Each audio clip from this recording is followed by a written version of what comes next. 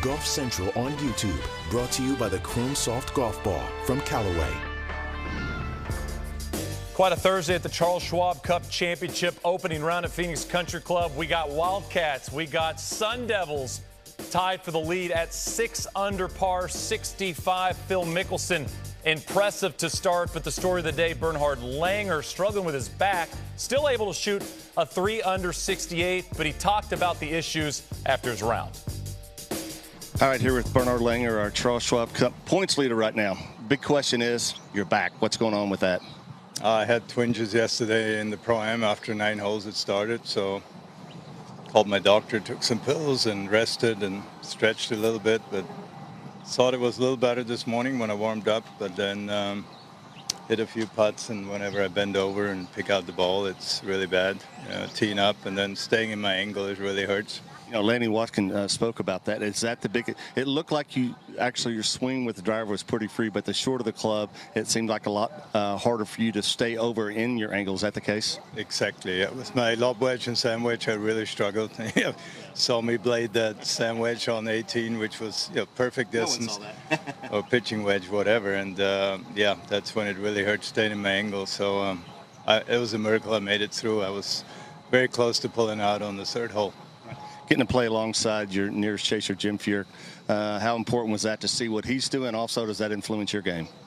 Not really. I got to play my own game, but he's playing very well. He's hitting lots of quality shots, putts well, drives the ball well. He does everything very well, and he's up there again like every week. So I'm just glad I finished the round, and I'll take it from here. Hopefully I feel a little better tomorrow.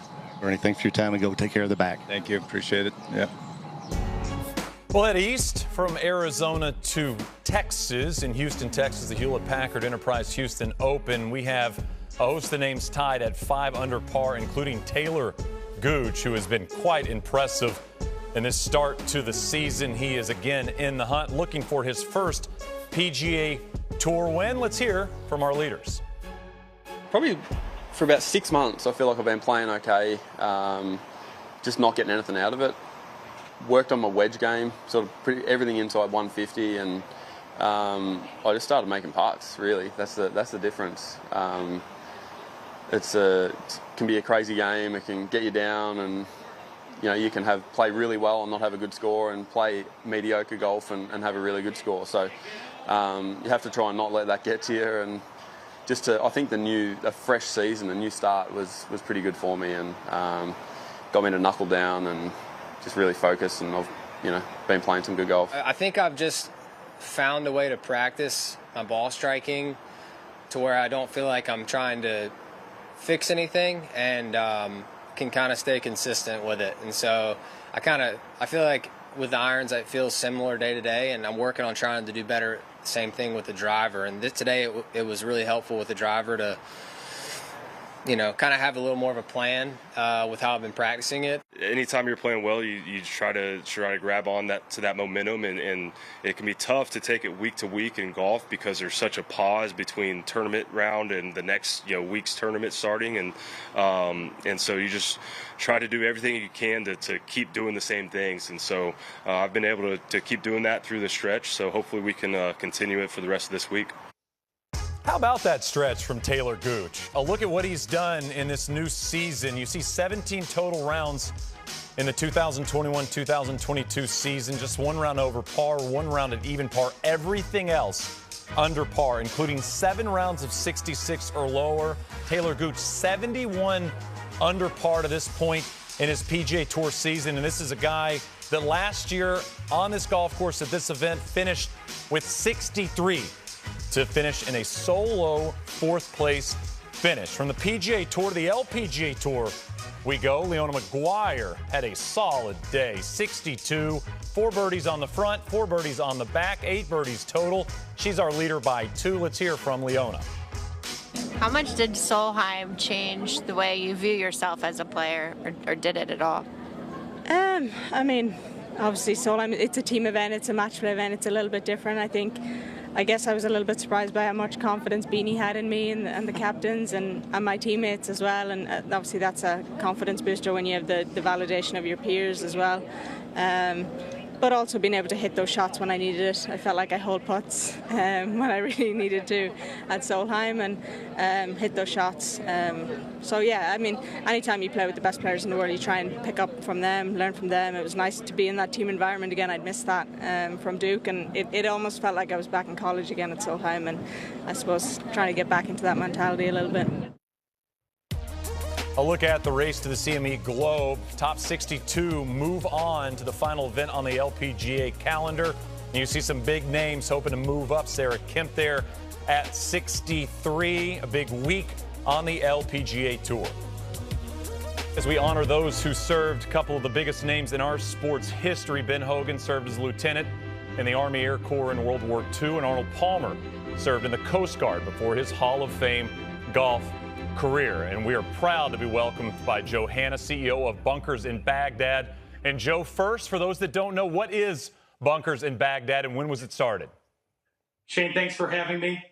Bunkers in Baghdad is a nonprofit. We collect and ship golf equipment to our military members and veterans around the world. We've shipped 12 million golf balls and 1 million golf clubs to our troops in all 50 states and active duty military members in 74 countries around the globe. Joe, I was on your site this afternoon, and you mentioned a couple of the numbers, but I'm just going to say them again. There's 12.5 million golf balls now, over 1 million golf clubs. I know you guys just touched that number. 1,500 schools, 74 countries. What do you think about when you see those actual numbers presented to you? It's amazing the number of lives that we've been able to effectually impact and very positive change. And obviously, we wouldn't be here today without our great supporters and our continued work with our brave men and women, our military members, and obviously on today's Veterans Day, our great, proud men and women who have served this great country. Joe, what's it like when you get to meet a veteran that was impacted by your program? What are those interactions like for you?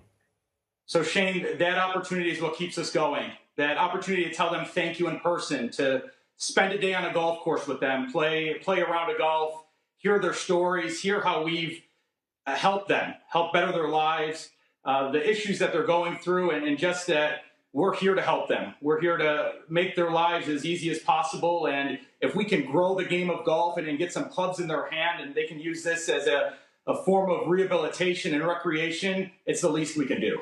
Joe, you've been around for 13 years and counting. Where did the idea initially come from? Was it your idea? Did somebody suggest this to you? Where did the idea initially come from? So I was watching a news program, and they showed our troops hitting golf balls in the desert during the surge in 2008, and I forgot about it. And then I read an article by David Faraday in a golf magazine, and the article said the troops' favorite form of stress relief is hitting golf balls. So I said, you know what? The least I can do is collect these golf balls and golf clubs I have laying around in the basement and ship them to our troops. And here we are, 1 million golf clubs later. Joe, how can people get involved with Bunkers in Baghdad? It's as easy as reaching out via email. Feel free to send me an email at joe@bunkersinbaghdad.com, our webpage, bunkersinbaghdad.com, and obviously your golf clubs or schools, country clubs, we're more than happy to work with as well. Joe, I've got some lefty clubs. I got to get them your way. I've got a good amount of lefty golf clubs that I'm sure they could impact someone. We really, really appreciate you taking some time and appreciate what you do. Thanks, Shane. We appreciate it. And on this Veterans Day, a thanks to all those that have served this great country. Thank you for your service and all that you've done.